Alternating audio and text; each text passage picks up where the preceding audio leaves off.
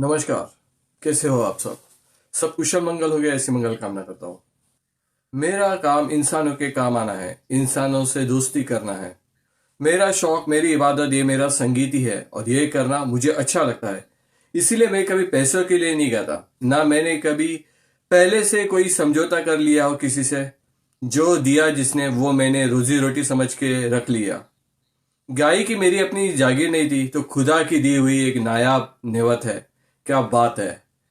यह बोल इस धरती पे जिनको खुदा की आवाज कहा जाता है, हमारे आदरणीय भारत के सुपुत्र मोहम्मद रफी साहब की है। लिखे जो खत तुझे वो तेरी याद में हजारों रंग के नजारे बन गए। हम सब खुशकिस्मत है कि उस दौर में पैदा हुए जब रफी साहब की रूहानी आवाज को सुन सकते हैं, उनको आभास कर सकते हैं, उनकी मखमली आवाज को स्पर्श कर सकते हैं।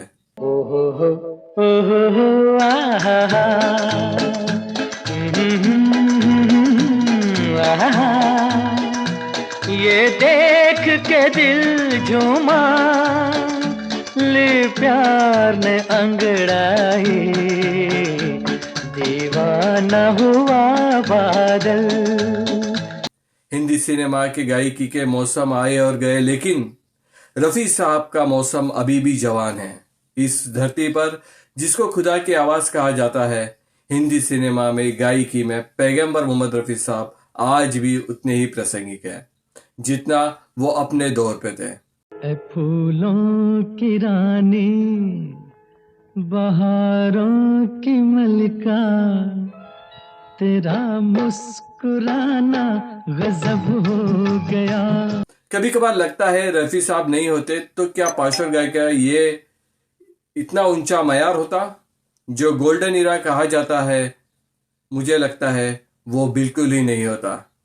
रफी साहब की रूमानी सुकून दे आवाज, उनकी गायकी का कैनवास इतना बड़ा है कि भारतीय संगीत विद्या में उनको तानसेन भी कहा जाता है।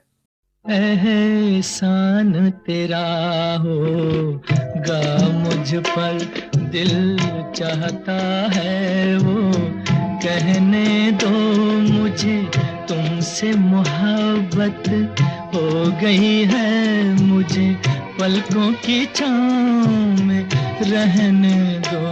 एहसान तेरा होगा मुझ पर। उनके हुजूर में जितना बोला जाए उतना कमी है। ये तो मोहम्मद रफी साहब के बारे में इतना लिखा गया है कि शब्द भी कम पड़ जाए। इस खुदा के बंदे सरस्वती पुत्र के बारे में क्या लिखा जाए, बोला जाए तो क्या बोला जाए। रफी साहब एक बहुत ही समर्पित और महान व्यक्ति थे। कहते हैं कि कोई भी आदमी दोषों के परे नहीं होता, लेकिन रफी साहब को जानने वाले कहते हैं कि रफी साहब व्यसनों से दूर रहने वाले एक आला शख्सियत थे। रफी साहब को उनकी सारोकार के भावनाओं को जानते थे। बहुत ही मिलनसार, दीनदार दिल, दरिया दिल इंसान थे। किसी की भी मदद के लिए हमेशा तैयार रहते थे। हिंदी सिनेमा में जब व्यापारिक दौर शुरू नहीं हुआ था, जिसे गोल्डन एरा कहा जाता है, तो पार्श्व गायकों में जो योगदान रफी साहब का है वो बहुत ही अविश्वसनीय है। पुकारता चला हूँ मैं गली गली बाहर की, बस एक छाँव जुल्फ की, बस एक निगाह प्यार की। हिंदी सिनेमा के आधारशिलाओं को बुलंदियों तक पहुंचाने के लिए उनका भावनात्मक जो सहयोग रहा है वो बहुत ही आदरणीय है। यूं ही कोई रफी साहब नहीं बन जाता। जो सम्मान, सारोकार या साधना की पराकाष्ठा से जिनको गुजरना पड़ता है, तभी जब रफी साहब तैयार होते हैं। ईश्वर अल्लाह तेरे नाम, सबको सन्मति दे भगवान, सबको सन्मति दे भगवान, सारा जग तेरी संतान।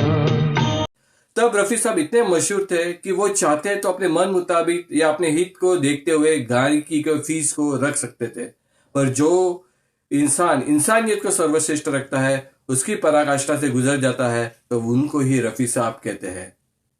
रफी साहब ने हिंदी सिनेमा के लिए बिना फीस लिए या बहुत ही कम पैसों में बहुत ही नायाब गीत गाए हैं। उनका कहना था कि मेरा काम इंसानों के काम आना है, इंसानों से दोस्ती करना है, मेरा शौक, मेरी इबादत संगीत है, यह करना मुझे अच्छा लगता है, इसीलिए मैं कभी भी पैसों के लिए नहीं गाता, ना मैंने कभी किसी से पहले पैसों की समझौते की है। जिसने जो दिया मैंने वो अपने रोजी रोटी समझ के रख लिया। ताकि गायकी मेरी अपनी कोई जागीर नहीं थी, खुदा की दी हुई एक नायाब नेमत है। यह बात उतनी सच है। रफी साहब ने कभी भी किसी से पैसे की बात पहले कभी की नहीं। उनको तो इतना पैसा बिना मांगे मिल जाता था कि उनके उसूलों पे कभी आँच नहीं आई। सुख के सब साथी दुख में न कोई। इसको कमाने के लिए सम्मान का सागर, ईमानदारी का खुला आसमान, जहां व्यक्ति विचरण कर सकता है। रफी साहब के गीत उनको उसी फलक पर ले जाते हैं जहां रफी साहब बारिश की बूंदों की तरह हर आंगन में बरसते हैं। मैं जिंदगी का साथ निभाता चला गया,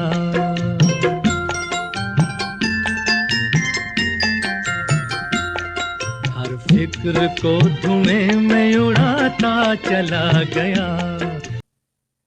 तो इस खुदा के बंदे को हम बरकरार रखेंगे आगे के और 2-3 एपिसोड में। मुझे बहुत कुछ आपको ऐसे बताना है जो रफी साहब की ऐसी बातें हैं जो हमें जानना बहुत जरूरी है। रफी साहब के लिए जितना लिखा जाए बोला जाए उतना कम होगा, पर इसको आगे बढ़ाने के लिए फिर मिलते हैं दिल की बात लेके। तब तक के लिए जय हिंद।